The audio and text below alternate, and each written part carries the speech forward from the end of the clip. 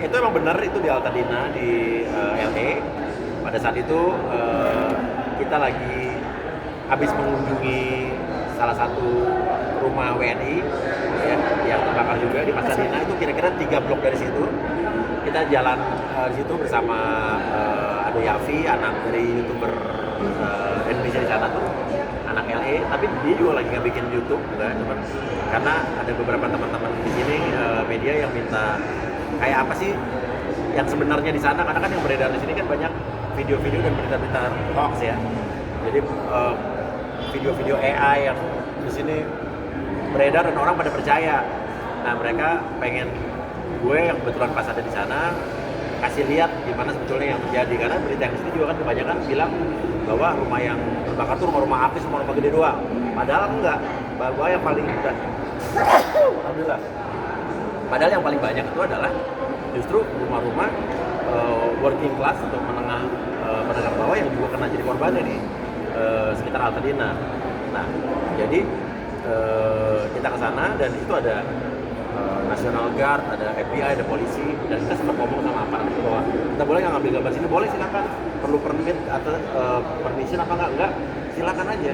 Selama itu ada di sidewalk dan di public space, ya tidak masuk ke trespassing area, nggak masuk ke properti orang untuk melewati garis kuning. Dan di situ bukan cuma gue doang, ada puluhan orang lain yang ambil video dari orang umum, ada influencer kali ya, gue nggak kenal mereka juga, ada TV-TV gede yang mereka ngambil gambar di sepanjang jalan itu, banyak banget. Dan itu kita udah berjalan udah berapa blok jalan, udah bersama-sama orang-orang yang lain, malah gue juga sempat diwawancara juga sama media sana gitu. Nah, terus habis itu pas habis kita jalan dari rumah sebelah, terus habis itu kita pengen ngobrol sama orang Indonesia yang emang tahu keadaan di situ kan, tahu keadaan selama mereka tinggal di LA itu gimana gitu kan. Jadi bahwa orang bilang banyak yang nyumpain kan yang di sini di Indonesia bahwa bilang dia katanya syukurin tuh Amerika biarin aja karena orang-orang kaya. Terus kan sebelumnya kan kita membantu juga kan banyak orang-orang yang terkena dampaknya, orang Indo yang juga rumah terbakar banyak juga gitu kan. Dan banyak netizen yang bilang nyumpain biarin aja orang Indonesia kan juga di sini orang kaya. Nah, disitulah gue mau wawancara orang Indonesia juga yang ibaratnya baru punya rumah setelah sekian 19 tahun mereka baru bisa beli rumah dan lain sebagainya gitu.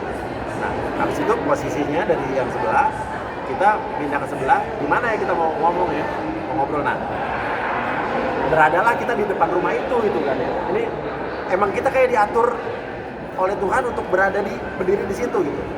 Ya udah pas berdiri di situ, kita juga nggak tahu ada yang punya rumah, nggak tahu orang itu rumahnya kan udah rata semua, nggak ada nomor rumahnya, nggak ada rumah, itu udah nggak ada rumah pokoknya kan kita diizinin sama aparat bilang lo boleh ngambil video di mana aja selama lo di public space atau di sidewalk. Emang ada diizinin dan itu puluhan orang lain.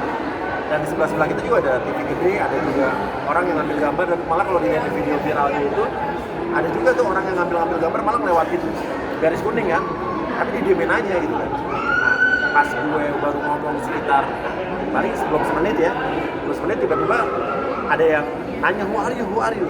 Ya kita bingung who are you siapa gitu kan. Gue nggak ngeliat terus terang mendengar suaranya. Pas gue nengok, kita gitu kan. Udah si Yafi anak LA bilang kita dari Indonesia gitu kan. Tapi belum dia bilang ini rumah gue segala macam, dan kita langsung stop. Dia bilang untuk stop filming, kita langsung stop kan. Langsung kita stop rekaman, record kita stop, dan habis itu udah kita nggak lanjutkan. Dan saya juga nggak tahu bahwa mereka ngerekam kita nggak tahu gitu kan. Dan habis itu kita balik lagi ke dia untuk say sorry bahwa kita udah hapus videonya, tapi dia nggak tayangin. Yang dia tayangin itu adalah dipotong sama dia, di-cut. Dan kita baru tahu kalau itu video viral setelah dikirimin sama teman kita yang orang Amerika. Nih lo ada di sini nih di TikTok orang Amerika gitu. Oh, gue baru tahu ternyata dia videoin, dan video yang dia tayangin itu video yang di-cut sama dia. Selanjutnya tidak ditayangkan gitu kan. Padahal kita udah bilang bahwa video kita hapus gitu kan, dan kita nggak nayangin depan rumah dia, kita pindah ke sebelah. Nah, pas kita pindah ke sebelah, kita lihat orang itu masih berdiri lagi di situ, dan ada orang-orang lain, orang-orang bule lain yang ngambil gambar, tapi nggak ditegur. Tapi gue positif aja bahwa kita juga tidak menyalahkan dia kok. Kita mengerti perasaannya, mungkin dia